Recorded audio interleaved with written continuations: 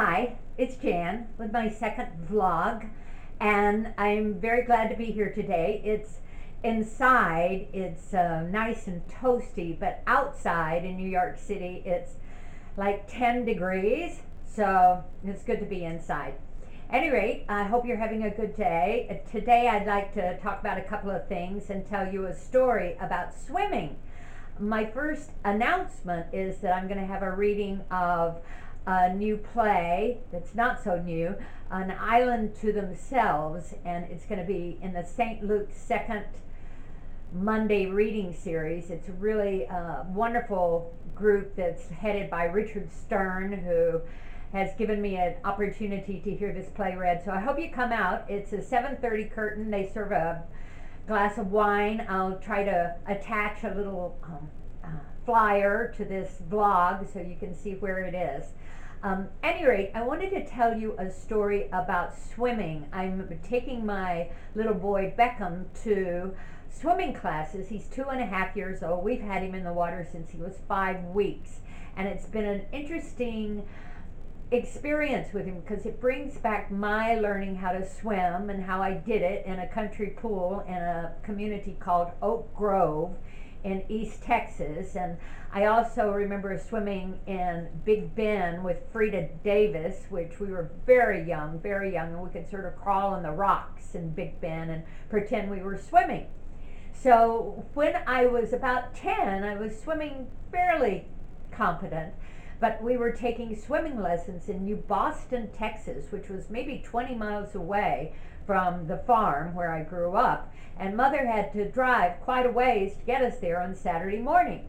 Well, this specific Saturday morning, I was in a mood, whatever that mood was, of a 10-year-old, and I decided I was going to lay in bed and maybe not get up and go to the final class because we had to swim the length of the pool. Maybe I was scared of swimming the length of the pool too. I don't quite remember that. But my brother Mike and Mother left me. They took off without me because I wouldn't get out of bed. So I had to lay there in bed and walk around the house by myself, and the farm, and there's nothing to do on the farm, P.S. There's just nothing to do. I waited and waited, thinking they were going to feel terrible for leaving me, and finally they returned, but they didn't feel terrible for leaving me. They were just fine. They'd had a great time. Mike aced the swimming test. Nobody even said, "Oh, it's too bad you weren't there." They had a great time, which at that time taught me a lesson that if you hang back and lie in bed, no one's going to miss you, really. They're all going to go ahead on their merry little way, have a great time, enjoy themselves, and you're going to be lying there alone and miserable. I've since repeated this a couple of times in my life, but I'm trying harder and harder to learn from the lessons of the past and to get up and go. So Beckham's doing very well in swim class. He's really made me very proud, but he'll go 3 steps forward and 2 steps back, then 3 steps forward and 1 step back. But slowly, he's swimming by himself, and I do think in an emergency he would stay afloat. That was my original purpose. But I can remember my dad sitting on a pool bank, a cow pool bank, in East Texas on the farm, watching me swim every afternoon, which is a wonderful memory.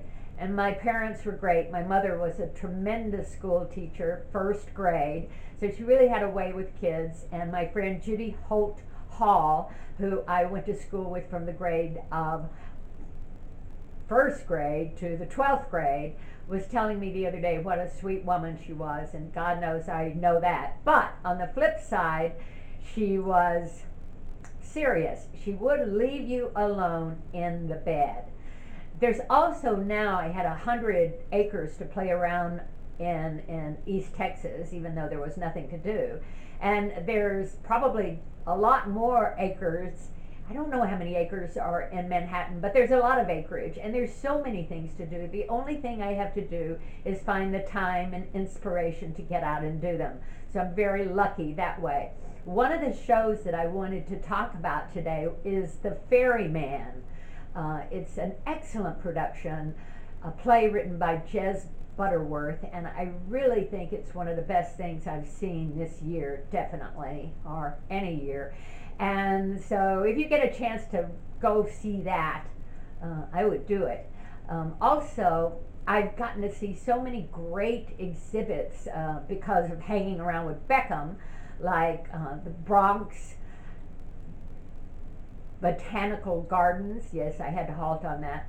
The Bronx Botanical Gardens. Who knew that there is this beautiful piece of land up in the Bronx that's a wonderful landscaped gardens, and I hope to see it again in the spring. So the Ferryman, Bronx Botanical Gardens, and I hope you're having a good day. I hope you're warm wherever you are. I pray for the homeless that they get to shelter, and all the little kitty cats and puppy dogs that don't have a warm home. I'm sorry about that. All right. God bless. Take care. More vlogs to come. Peace out.